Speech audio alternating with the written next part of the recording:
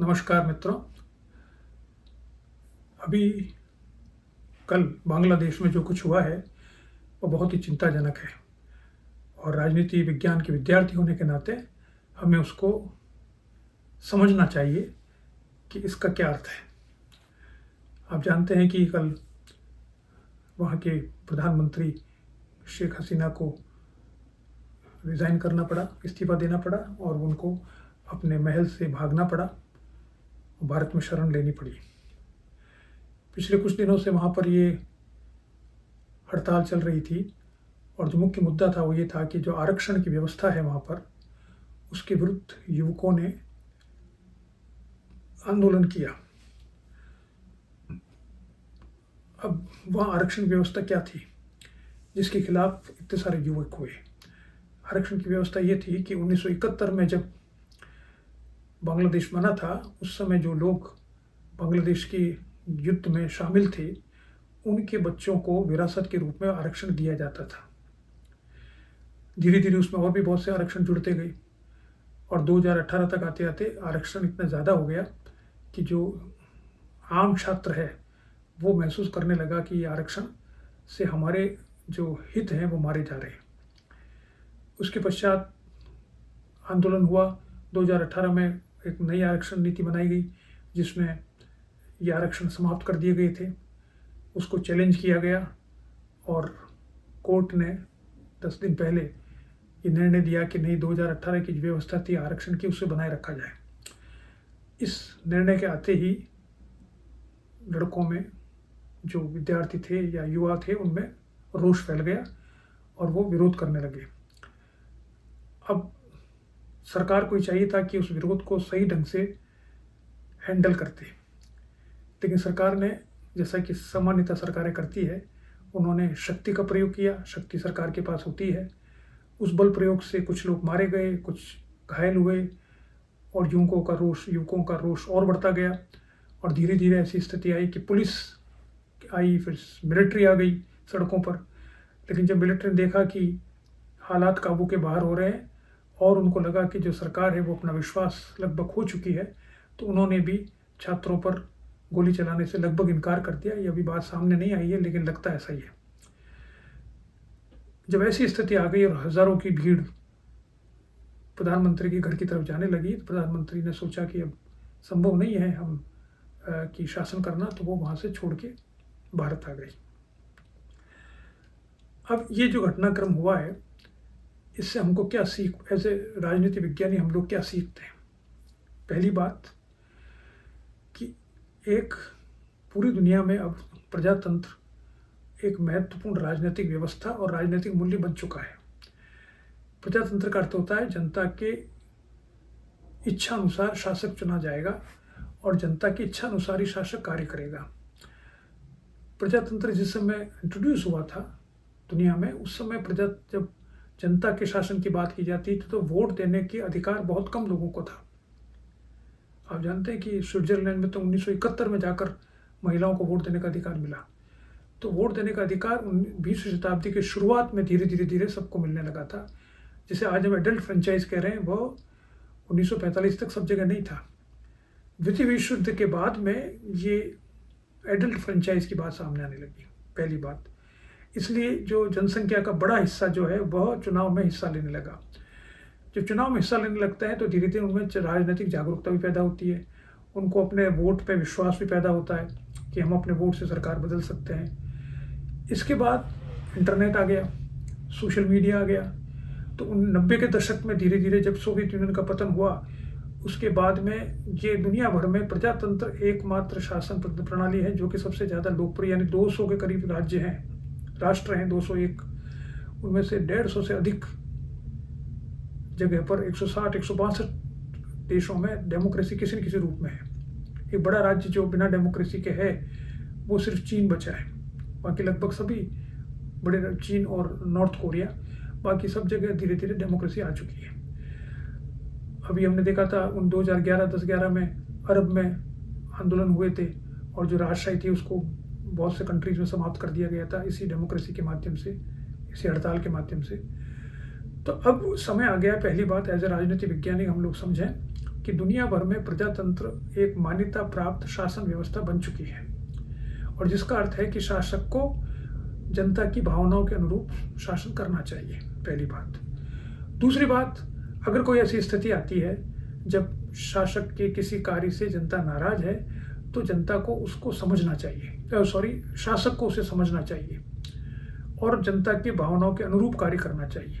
ये बात यहाँ पर हमें रूसों के लोकप्रिय संप्रभुता की बात याद दिलाती है, लोकप्रिय प्रजातंत्र की बात याद दिलाती है कि अंतिम रूप से संप्रभुता लोगों में, व्यक्तियों में होती है, और वो जो कहे वही करोगे, तभी तो आप शासन में रहोगे, अन्यथा नहीं रहोगे, चाहे आप कितने मजबूत शासक हो।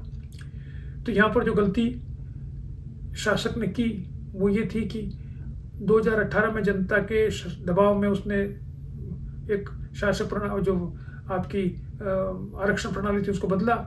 अब वापस से कोर्ट ने कुछ कह दिया और जनता विरोध करने लगी, तो अब उन्होंने सोचा कि इसकी जनता की बात को न सुना जाए और इसको कुचल दिया जाए। और वो घमंड और वो सत्ता का अभिमान इसलिए आया क्योंकि चौथी बार लगातार वो सत्ता में आ चुके थे राजनीतिक दल। हालांकि इस बार जो चुनाव हुए थे उसमें तो जो विरोधी राजनीतिक दल थे उन्होंने बाइकआउट कर दिया था, क्योंकि चुनाव में धांधली है, ऐसा उनका आरोप था। लेकिन पिछले 20 सालों में, 25 सालों में, 18 साल तक ये शासन, ये अवामी लीग जो है वहाँ पर, वो वहाँ पर मौजूद है और शासन कर रही है। तो ये एक जो जनता का विरोध को कैसे टैकल करना चाहिए, इसको वो सही प्रकार से नहीं समझ पाई। सबसे बड़ी गलती ये हुई, और इसलिए जब उन्होंने शक्ति का इस्तेमाल करना आरंभ किया तो लोग उसके खिलाफ होते गए। दूसरी बात, एक पार्टी जब बार बार चुनाव में जीतती है तो धीरे धीरे उसमें अभिमान आ जाता है, नेचुरल है, वो स्वाभाविक है, व्यक्ति होते हैं, वो भी कोई भगवान तो होते नहीं है, तो समझते हैं कि सारे लोग हमारे साथ ही हैं। अब चुनाव जीतने में क्या क्या उनको करना पड़ता है इसको वो भूल जाते हैं, और चुनाव जीतते समय जो बहुत सी बातें होती है, एक्सक्यूज मी, जो आरोप लगते हैं उसको भी वो भूल जाते हैं, और वो प्रजातंत्र में भी एक डिक्टेटर की तरह एमर्ज हो जाते हैं। तो ये एक दूसरी समस्या है कि प्रजातंत्र में राजनीतिक दलों में सत्ता परिवर्तन होता रहना चाहिए। इससे ये सीख मिलती है। अगर प्रजातंत्र में एक ही राजनीतिक दल का बहुत दिनों तक शासन रहता है, जैसा कि ब्रिटेन में हुआ, 15 साल तक कंजर्वेटिव पार्टी ने शासन किया, फिर एकदम से वो पूरी तरह से हारी है। तो एक पार्टी का शासन बहुत वर्षों तक नहीं होना चाहिए। अगर वहाँ मल्टी पार्टी सिस्टम है किसी जगह पर, तो वहाँ पर शासन में परिवर्तन होता रहना चाहिए, सर्कुलेशन ऑफ एलीट, जिससे कि कोई भी शासक पूर्णतया अहंकारी, सत्ता के मद में अहंकारी न बन सके। तीसरी बात, ये अधिकतर देश जो 45 के बाद पैदा, द्वितीय विश्व युद्ध के बाद में सामने आया है, उसमें बांग्लादेश तो बहुत ही रिसेंट 1971 में सामने आया है।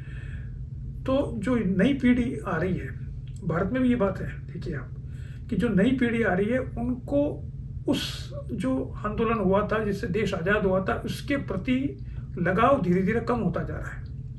भारत में भी हम देखते हैं राष्ट्रीय आंदोलन की लोग आलोचना करने लग गए, गांधी जी की आलोचना करने लग गए। यानी वो ये सोचते नहीं है कि देश आज़ाद कैसे हुआ था, क्या कराया था, वो सोचते हैं कोई कल्पनातीत बात है, बहुत पुरानी बात है, इससे समझने की कोई ज़रूरत ही नहीं है। तो जो नई पीढ़ी आ रही है, जो प्रजातंत्र में वोट देती है, जो सशक्त है, जिसको वोट देना है, जिसको सरकार बदलनी है, जो वोकल है सोशल मीडिया पर, उसको भारत आज़ाद कैसा हुआ या बांग्लादेश आज़ाद कैसा हुआ और अवामी लीग के नेताओं ने कैसे उन्होंने बलिदान किए थे, उसको वो भूल चुके हैं धीरे धीरे। वो उनके याद से चला, क्योंकि वो थर्ड पीढ़ी आ चुकी है। भारत में तो चौथी पीढ़ी आ गई है, तो थर्ड पीढ़ी आने से धीरे धीरे वो बात से उससे दूर होते गए कि बांग्लादेश आज़ाद कैसे हुआ था, कितनी समस्याएं थी, उसको वो भूल चुके हैं। आप बहुत वर्षों तक एक याद को बार बार संजोए नहीं रख सकते।